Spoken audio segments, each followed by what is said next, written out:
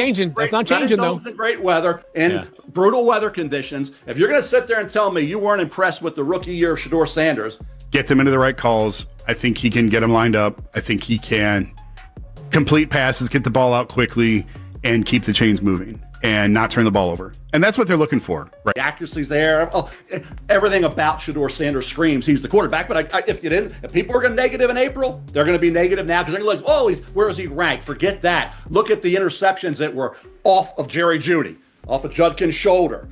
Batted balls like Burrow had one yesterday, batted in a pick six. You blaming Burrow for that? No. You're blaming Shador for a couple batted balls that were picked off? You shouldn't, okay? So you're going to be fair here. So one of the most respected voices in football just did something he rarely ever does.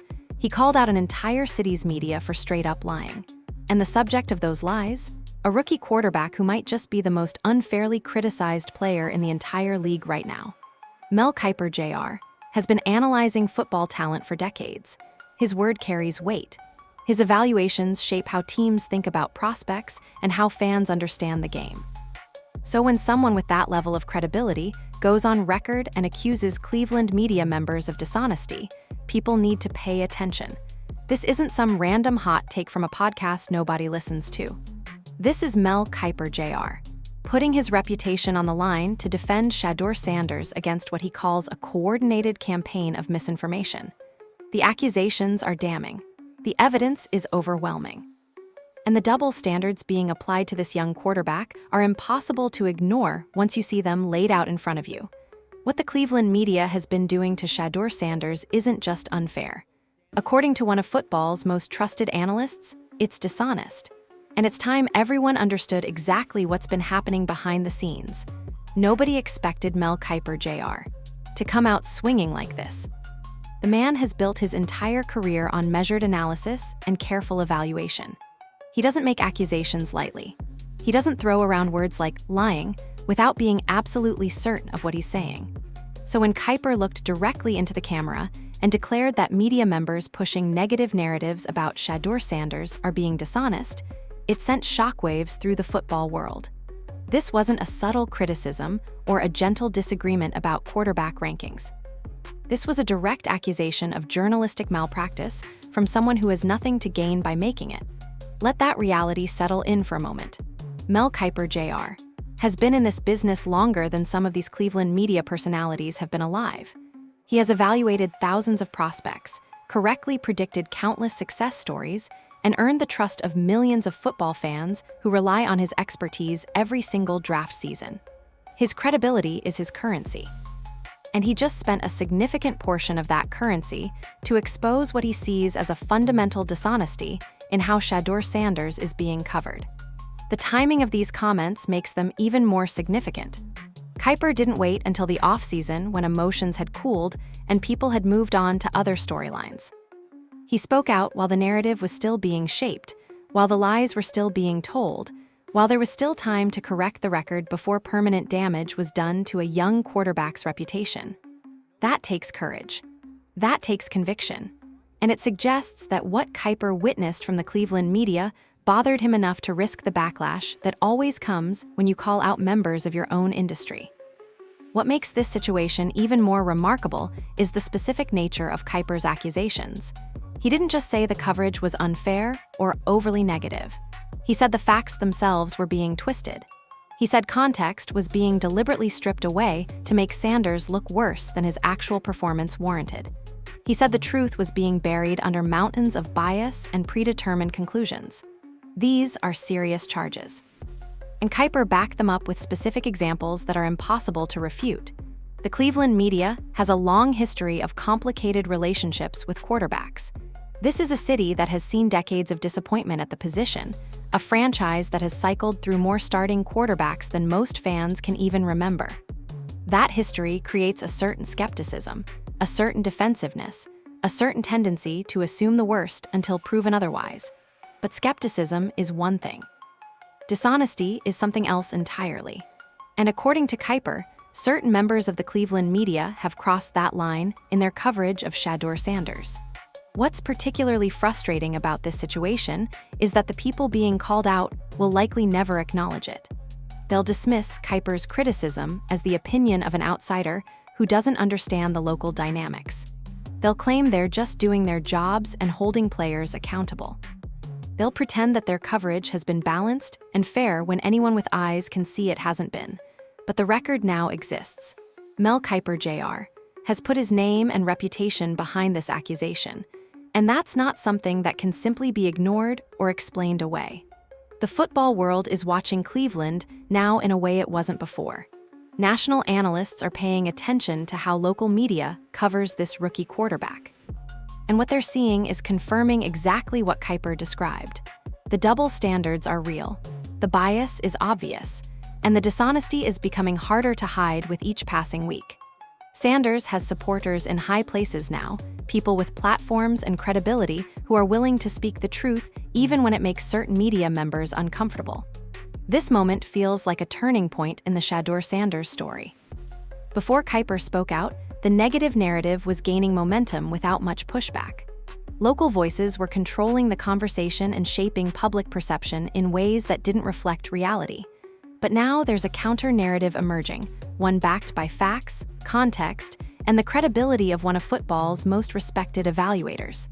The lies are being exposed. The truth is fighting back. And Shadeur Sanders finally has someone in his corner willing to call out the unfairness for what it actually is. But what exactly sparked this explosive response from Kiper? What specific double standards pushed him to speak out so forcefully? The answer reveals a pattern of bias that goes far deeper than most people realize. Here's the question that nobody in Cleveland seems willing to answer honestly. Why is Shadeur Sanders being destroyed for interceptions while Joe Burrow gets praised despite throwing picks of his own? Mel Kiper asked this question directly, and the silence from Sanders' critics was deafening. They had no response because there is no legitimate response. The double standard is so obvious, so blatant, so impossible to defend that the only option is to pretend it doesn't exist. Joe Burrow is a veteran quarterback. He's been in the league for years. He's had multiple training camps, countless repetitions with his offensive line and receivers, and the full developmental support of an NFL organization committed to his success. When Burrow throws an interception, the immediate reaction is to explain it away. The offensive line didn't protect him. The receiver ran the wrong route. The ball was tipped at the line of scrimmage. Bad luck. Unfortunate timing. These things happen to even the best quarterbacks. But when Shadeur Sanders throws an interception, suddenly the entire narrative shifts. He's not ready for the NFL. He makes too many mistakes. He can't be trusted in crucial moments. The Browns need to look elsewhere for their quarterback solution. The excuses that flow freely for Burrow completely disappear when it comes to Sanders. And Mel Kiper is absolutely right to call this out as hypocritical and dishonest. Consider the context that gets ignored every single time Sanders is criticized for a turnover. Kiper specifically mentioned interceptions that came off the hands of receivers like Jerry Jeudy, balls that were tipped at the line, passes that hit receivers in the shoulder and bounced into the waiting arms of defenders. These aren't quarterback mistakes. These are unfortunate outcomes that happen to every passer in the league, including the ones being held up as examples of what Sanders should aspire to become. Burrow himself had a pick six recently that came off a batted ball.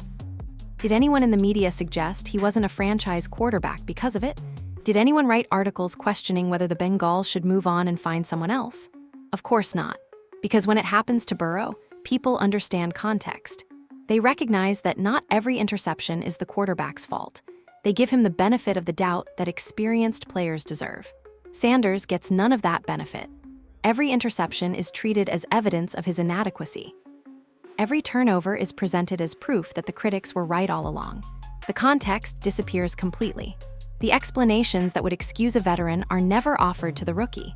And the result is a fundamentally unfair evaluation that has nothing to do with actual football analysis. This double standard extends beyond just interceptions. When Sanders makes a great throw, the credit goes elsewhere.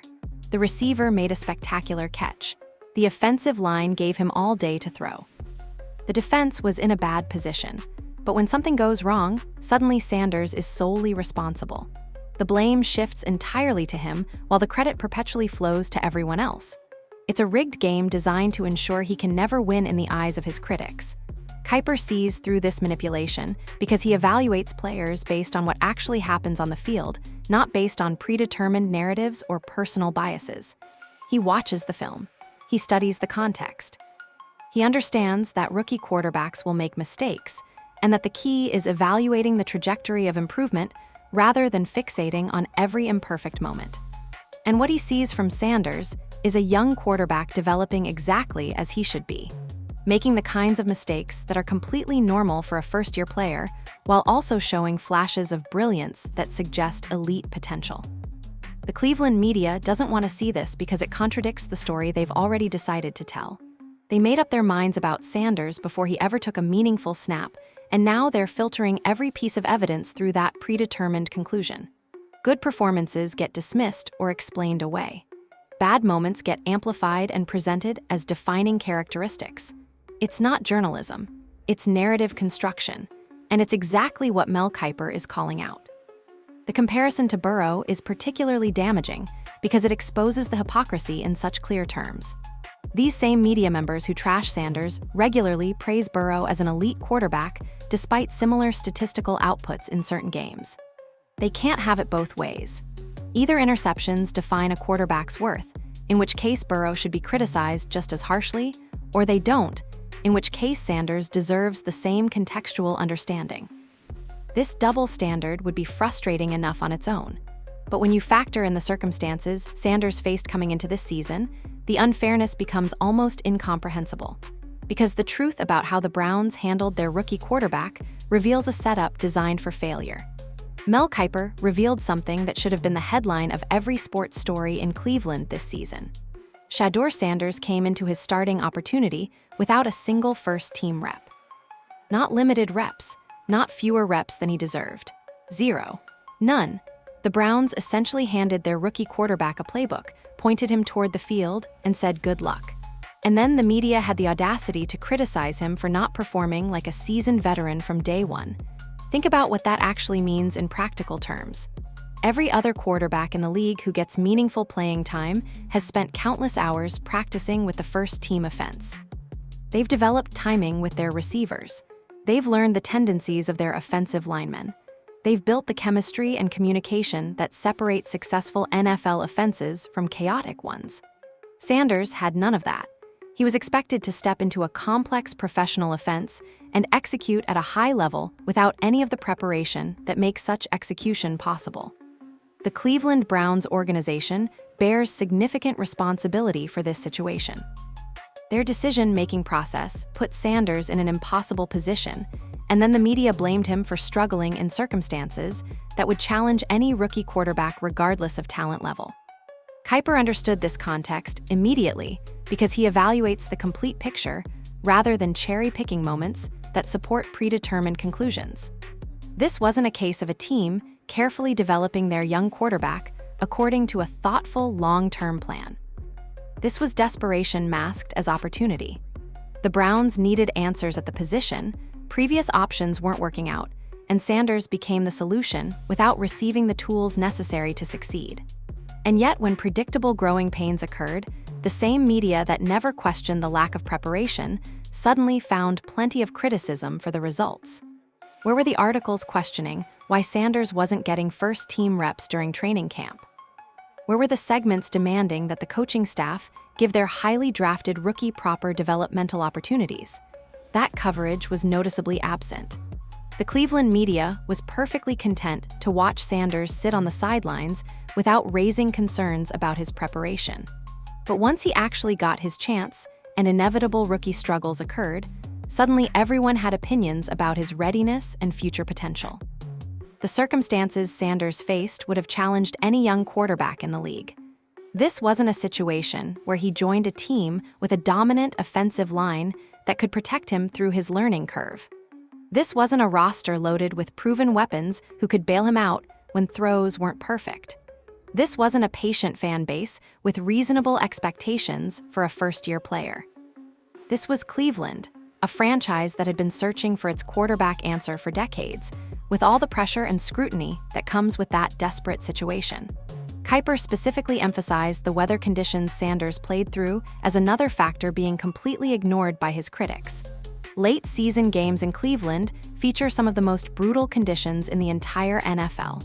wind howling off Lake Erie, snow limiting visibility, cold temperatures making the ball harder to grip and throw accurately. Veteran quarterbacks with years of experience struggle in these environments. And yet Sanders, a rookie without proper preparation, was expected to perform flawlessly despite never having experienced anything like it. The fact that he not only survived, but actually showed flashes of genuine brilliance under these circumstances makes the criticism even more absurd. Sanders demonstrated poise in the pocket that usually takes years to develop. He made throws that had long-suffering Browns fans believing in the future for the first time in years. He competed in games that could have easily become blowouts and kept his team in contention. All of this while dealing with weather, limited preparation, and a media environment that seemed determined to tear him down. Any fair evaluation of Shadeur Sanders' rookie season must account for these circumstances. You cannot judge a quarterback's potential by looking only at statistics without understanding the context in which those statistics were produced. A rookie without first-team reps, playing in brutal weather, on a team desperate for immediate results, is going to have moments that look rough on the surface. The question is whether you can see beyond those moments to the underlying talent and trajectory. Mel Kiper can see it. National analysts who study the game objectively can see it. Scouts and evaluators who aren't blinded by local bias can see it. The only people who seemingly can't see it are the Cleveland media members who decided what they believed about Sanders before he ever got his chance to prove them wrong. But despite all of these obstacles, Sanders put together performances that should have silenced even his harshest critics. The numbers don't lie, even when the people covering them apparently do. Let's talk about what actually happened on the field, because the Cleveland media seems determined to pretend these games never occurred. The Raiders game was Shadeur Sanders' first real opportunity to show what he could do, and he delivered in exactly the way you want a rookie quarterback to deliver. 206 passing yards, his first NFL touchdown, and most importantly, a victory for his team. That's a winning debut. That's a young quarterback stepping into a hostile environment and performing when his franchise needed him most. This wasn't some meaningless late-season game where the outcome didn't matter.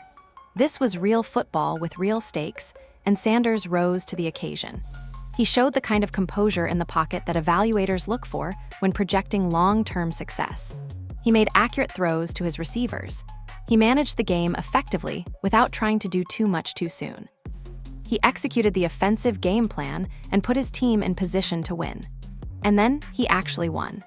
The victory alone should have changed the conversation in Cleveland. Here was a rookie quarterback without proper preparation leading his team to a win in his first meaningful start. Here was tangible evidence that maybe, just maybe, the Browns had found something special developing on their roster. Here was a reason for optimism in a franchise that had experienced far too much disappointment at the position over the years. But did the Cleveland media celebrate this? Did the same voices who had been so eager to criticize suddenly find room for praise? Of course not. They moved the goalposts immediately. One game doesn't prove anything. The Raiders aren't a good team anyway. Sanders still has to show consistency over time. The excuses flowed freely because acknowledging his success would have required admitting their previous criticism was premature and unfair. The passing yards Sanders accumulated weren't garbage time statistics padded in a blowout loss. These were meaningful yards that moved the chains and sustained drives. These were completions made under pressure against an NFL defense game planning specifically to stop him. These were throws that required accuracy, timing, and decision-making ability that supposedly he didn't possess according to his critics. His first NFL touchdown represented a milestone that should have been celebrated rather than dismissed. Every great quarterback has to throw their first touchdown pass at some point. It's a moment that marks the beginning of what could become a legendary career. For Sanders, that moment came in a winning effort against a professional defense that knew he was coming. And he delivered anyway. Myles Garrett's defensive brilliance contributed to the victory as well, and nobody is suggesting Sanders won that game single-handedly. Football is the ultimate team sport, and wins require contributions from all three phases. But Sanders did his part. He handled his responsibilities effectively. He didn't turn the ball over in crucial moments. He made plays when plays needed to be made. And the result was a victory that his critics seemed determined to pretend never happened. The Raiders game proved that Sanders could compete at the NFL level despite all the obstacles in his path. It proved that the talent scouts saw in him before the draft was real and translatable to the professional game. It proved that with proper support and development, this young quarterback had the potential to become exactly what the Browns have been desperately searching for. But here's the thing about proving yourself in the NFL. You have to keep doing it. One game establishes potential. Sustained performance establishes legitimacy. And Sanders was just getting started in demonstrating what he could do when given the opportunity to play. The accuracy he displayed in that first start wasn't a fluke or an accident. It was the result of preparation, natural ability, and the kind of competitive fire that separates professional athletes from everyone else. Sanders wanted to prove himself. He wanted to silence the doubters. He wanted to show Cleveland that their faith in him wasn't misplaced. And he did exactly that against the Raiders. What makes the media treatment of this game so frustrating is the contrast with how similar performances by other rookies are covered. When a first-year quarterback leads his team to victory, it's usually treated as a positive development worthy of praise and optimism. But when Sanders did it, the response was muted at best and dismissive at worst. The double standard Kiper identified was on full display, and it was about to become even more obvious. Because what happened in the Titans game should have ended any reasonable debate about Shadeur Sanders' potential. The numbers he put up that day weren't just good for a rookie. They were elite by any standard. 364 passing yards and 4 touchdowns. Read those numbers again, because they represent something truly remarkable. That's not a stat line from a Pro Bowl veteran in his prime. That's not a fantasy football projection designed to seem impressive. That's what Shadeur Sanders actually did in a single game as a rookie quarterback who never received proper first-team preparation before the season started. These are the kinds of numbers that generate national headlines when established quarterbacks post them. These are the statistics that get players mentioned in MVP conversations and cement legacies over time. And Shadeur Sanders did this in his first NFL season, playing for a team that threw him into the fire without the tools necessary for success. If that doesn't impress the Cleveland media, nothing ever will. The Titans game wasn't just about raw yardage and touchdown totals. It was about how Sanders accumulated those numbers and what they revealed about his growth as a professional quarterback. He dissected a professional defense. He made reads that veteran quarterbacks sometimes miss. He delivered throws with accuracy and timing that belied his limited experience. He did everything a franchise quarterback is supposed to do when the game is on the line. 4 touchdowns in a single game is remarkable for any quarterback at any level. For a rookie who didn't have training camp reps with the starting offense, it borders on extraordinary. Each of those touchdowns required proper decision-making, accurate ball placement, and the ability to execute under pressure. Sanders delivered on all counts, repeatedly, throughout an entire game against a team trying desperately to stop him. The 364 yards weren't accumulated in garbage time against a prevent defense playing to protect a lead. These were earned yards, fighting yards, the kind of yardage that comes from winning individual battles all over the field. Sanders attacked different levels of the defense. He found receivers in tight windows. He took what the coverage gave him while also making plays that the coverage shouldn't have allowed. Browns fans watching that game saw something they hadn't seen in a very long time. They saw a quarterback who looked like he belonged. They saw poise and potential, and the kind of performance that makes you believe the future might actually be bright. They saw Shadeur Sanders announcing to the world that he wasn't just another failed Cleveland quarterback experiment. He was different. He was special. He was exactly what this franchise had been searching for through all those years of disappointment. But the Cleveland media responded to this performance with the same skepticism and negativity that had characterized their coverage from the beginning. 4 touchdowns weren't enough to change the narrative. 364 yards weren't enough to earn genuine praise. The goalposts moved again, as they always seem to move when Sanders is involved, ensuring that no performance could ever satisfy critics who were determined to be unsatisfied. What makes this even more frustrating is imagining how differently this game would have been covered if another quarterback had posted these numbers. If the starting quarterback they had been championing all offseason had thrown for 364 yards and 4 touchdowns, the celebration would have been overwhelming. Articles about franchise saviors and Super Bowl windows, and finally finding the answer, would have flooded Cleveland media for days. But Sanders does it, and the response is muted acknowledgement at best, continued criticism at worst. The double standard Mel Kiper identified couldn't be more obvious. The bias couldn't be more transparent. And the dishonesty about this young quarterback's actual performance couldn't be more apparent to anyone paying attention. The Titans game represented a turning point in what Shadeur Sanders' rookie season could mean for the Browns organization. It proved that the ceiling everyone saw during his college career translated to the professional level. It demonstrated that with proper development and support, Cleveland might have finally found their quarterback of the future. It showed that all the criticism and negativity was premature at best and deliberately misleading at worst. Yet the narrative didn't change because the people controlling that narrative didn't want it to change. They had invested too much in their predetermined conclusions about Sanders. Admitting they were wrong would require acknowledging that their coverage had been unfair from the beginning. And that admission was apparently too much to ask from media members more interested in being right than being honest. The question becomes unavoidable at this point.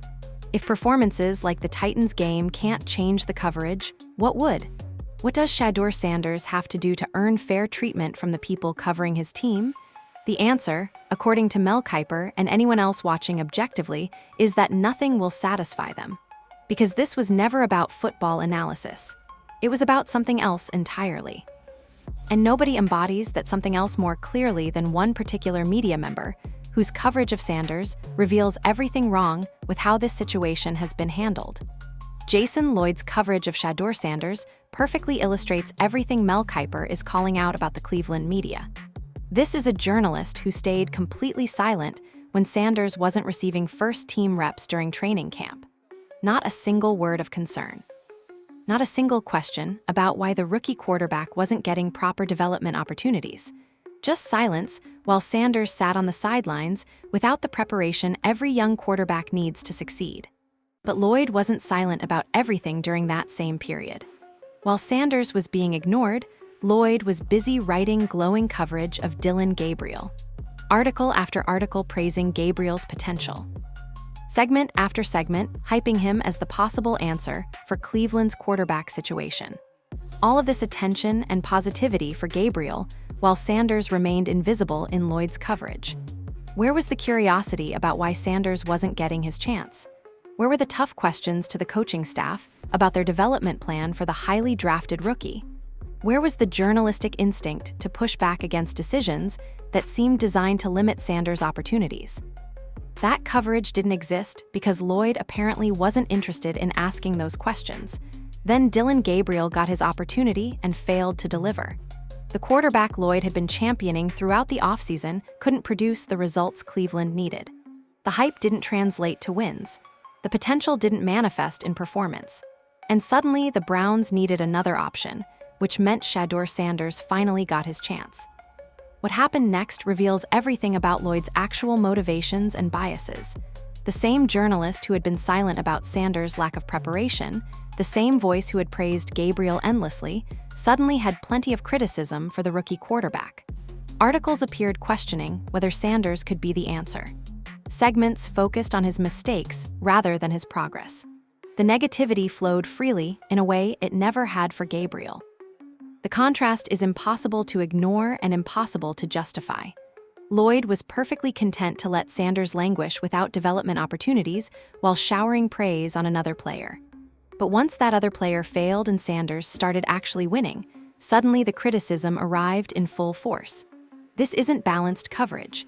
This isn't fair analysis. This is exactly the kind of predetermined bias that Mel Kiper is exposing to the football world. Lloyd actually declared that Sanders cannot be the QB1 for the Browns next season. Think about the audacity of that statement given everything that preceded it. A media member who never advocated for Sanders to get proper preparation is now declaring that the results of that improper preparation disqualify him from future opportunities. A journalist who championed Gabriel is now dismissing Sanders despite superior on-field performance. The logic doesn't add up unless you acknowledge the underlying bias. This pattern extends beyond just Lloyd's individual coverage. It represents a broader problem with how certain Cleveland media members approach their jobs. They decide what they want to believe and then filter all evidence through that predetermined conclusion. Performances that contradict their narrative get dismissed or explained away. Struggles that confirm their biases get amplified and presented as defining characteristics. Mel Kiper sees through this manipulation because he doesn't have the same investment in predetermined conclusions. He evaluates players based on what actually happens on the field, accounting for context and circumstances rather than ignoring them. And what he sees from the Cleveland media is a coordinated effort to undermine a young quarterback before he's even had a fair chance to prove himself. The lack of self-awareness from Lloyd and others like him is remarkable. They position themselves as objective analysts, simply calling things as they see them. They pretend their coverage is balanced and fair. They act as though the criticism of Kiper and others is unwarranted interference from outsiders who don't understand the local dynamics. But the record speaks for itself. The silence when Sanders needed advocacy, the praise for his competitors, the sudden criticism once Sanders started succeeding. What makes this particularly damaging is the platform these media members have to shape public perception. Casual fans who don't have time to watch every game and study every detail rely on local coverage to inform their opinions. When that coverage is systematically biased against a particular player, it poisons the conversation in ways that are difficult to correct. Shadeur Sanders is fighting not just opposing defenses, but an entire media environment seemingly determined to see him fail. Kiper's willingness to call this out publicly matters precisely because it counters the local narrative with national credibility. Browns fans now have reason to question what they're being told by people like Lloyd. They have permission to trust their own eyes over the predetermined conclusions being pushed through local media channels. But the bias doesn't stop with who gets covered positively or negatively. It extends to how the actual on-field events are being interpreted and presented to the public. The interception Sanders has thrown tell a story the media doesn't want you to hear. Mel Kiper broke down the interception numbers in a way that the Cleveland media refuses to do. He didn't just look at the total count and declare Sanders a turnover machine. He actually watched what happened on each play and provided context that completely changes how those statistics should be interpreted. And what he found reveals just how dishonest the surface-level criticism has been. Several of Sanders' interceptions came off the hands of his own receivers, balls that hit Jerry Jeudy in the wrong spot and bounced into defenders' arms, passes that struck receivers in the shoulder and deflected to the wrong team, throws that were perfectly placed but became turnovers through no fault of the quarterback. These aren't examples of poor decision-making or inaccurate passing. These are unlucky outcomes that happen to every quarterback in the league. Kiper specifically mentioned batted balls at the line of scrimmage as another factor being completely ignored. When a defensive lineman gets his hands up and deflects a pass into an interception, that's not a quarterback mistake. That's a physical reality of playing behind an offensive line that isn't always winning its battles. Veteran quarterbacks deal with this all the time without having their entire capability questioned as a result. The comparison to Joe Burrow becomes relevant again here. Kiper pointed out that Burrow recently had a pick six that came off a batted ball. Did anyone in the media suggest Burrow wasn't a franchise quarterback because of it? Did analysts question whether Cincinnati should move on and find someone else? Of course not. Because when it happens to Burrow, people understand context and circumstance. The same understanding mysteriously vanishes when Sanders is involved. This selective application of context is exactly what Mel Kiper means when he calls out the media for dishonesty. They're not providing balanced analysis that accounts for all relevant factors. They're cherry-picking information that supports their predetermined conclusions while ignoring everything that contradicts those conclusions. It's not journalism. It's narrative construction disguised as analysis. Rookie quarterbacks throw interceptions. This is an established fact of NFL history. Every great quarterback who ever played this game went through a learning curve where mistakes were part of the development process. Peyton Manning threw more interceptions than touchdowns in his rookie season. The idea that Sanders should be immune to this learning curve, or that experiencing it means he can't be a franchise quarterback, contradicts everything we know about how young players develop. What matters isn't whether a rookie throws picks.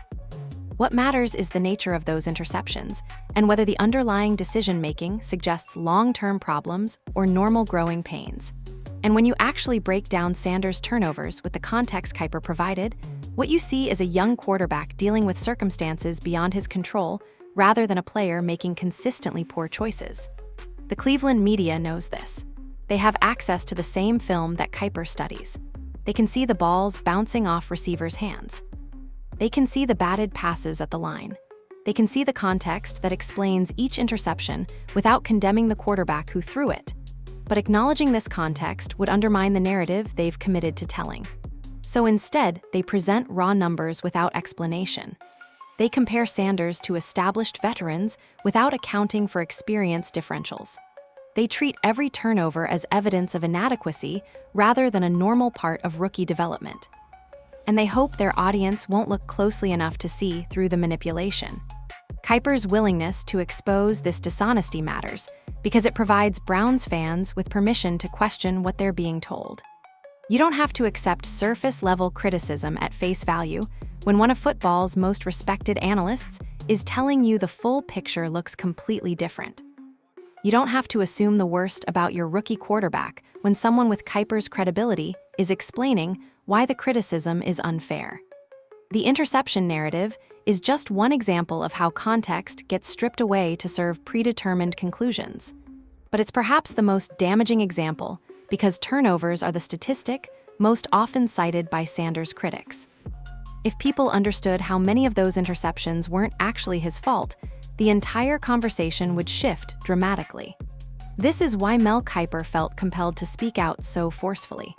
He saw dishonest coverage damaging a young quarterback's reputation before that quarterback had received a fair chance to succeed. He saw context being deliberately ignored to support biased narratives. He saw exactly what anyone paying close attention could see, and he decided someone needed to say something publicly. The question now is what happens next. Sanders' rookie season is in the books. The numbers are what they are. The performances happened exactly as they happened. And according to one of football's most trusted voices, those performances represent something the Cleveland media refuses to acknowledge. The Browns need to face a reality that makes some media members uncomfortable. Shadeur Sanders represents their best path forward at the quarterback position. That's not blind optimism or fan delusion. That's a clear-eyed assessment of what Sanders has already shown and what Cleveland's alternatives actually look like. Consider the situation the Browns face heading into next season. They've been searching for a franchise quarterback for longer than most fans want to remember. Failed experiments litter their recent history. Promising players came and went without delivering the championship-level performance Cleveland desperately craves. The cycle of hope and disappointment has repeated so many times that many fans have stopped believing it will ever end. Into this environment stepped Shadeur Sanders, a rookie who posted elite numbers in limited opportunities despite receiving essentially no proper preparation. A young quarterback who won games and moved the ball and looked like he belonged on an NFL field. A prospect with obvious talent and poise and the kind of competitive fire that championship quarterbacks need to develop. If Cleveland walks away from this, what exactly are they walking toward? The draft isn't guaranteed to produce someone better. Free agency rarely yields franchise quarterbacks, and when it does, multiple teams are competing with bigger budgets and better situations. Trade options require giving up assets the Browns need to build a complete roster. Sanders is here right now, under team control, already showing the potential that made him a coveted prospect in the first place. Mel Kiper understands this because he evaluates quarterback situations across the entire league. He sees how rare it is to find a young player with Sanders' combination of arm talent, processing speed, and composure under pressure. He knows how many franchises would love to have the problem Cleveland apparently thinks it has. And he recognizes that the negative media coverage is creating a false impression of the actual situation. Kiper declared that the haters will keep hating. That's probably true. The media members who have invested in negative narratives about Sanders are unlikely to suddenly reverse course and admit they were wrong. Their credibility is now tied to Sanders failing, which means they'll continue looking for reasons to criticize rather than reasons to praise. But their continued negativity doesn't change reality. The reality is that rookie quarterbacks develop. They learn from their mistakes. They get better with experience and coaching and repetitions that Sanders is only now beginning to accumulate. The interceptions will decrease as chemistry with receivers improves. The pocket presence will sharpen as he develops feel for pressure. The decision-making will refine as he sees more defensive schemes and understands how to attack them. This is the normal trajectory of quarterback development, and everything we've seen from Sanders suggests he's on exactly the right path. The flashes of brilliance aren't accidents. The winning performances aren't flukes. The 364-yard, 4-touchdown game against the Titans isn't some statistical anomaly that will never repeat. That's the ceiling Sanders can consistently reach with proper development and support. Kiper predicting that Sanders will continue improving isn't wishful thinking. It's based on observation of trajectory and potential. The physical tools are obvious. The mental processing is advanced for a rookie. The competitive desire to prove doubters wrong burns visibly in how he plays. All the ingredients are present for Sanders to become exactly what Cleveland has been searching for. The Browns organization needs to tune out the noise and commit to developing their young quarterback. They need to give him the first team reps in training camp that he should have received last year.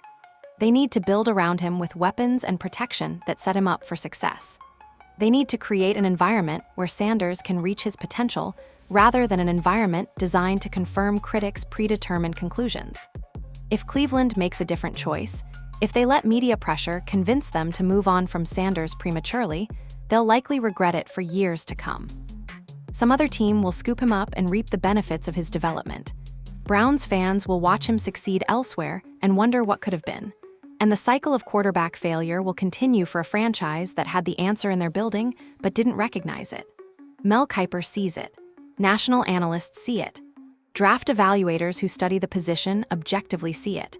The only question is whether Cleveland will see it before it's too late.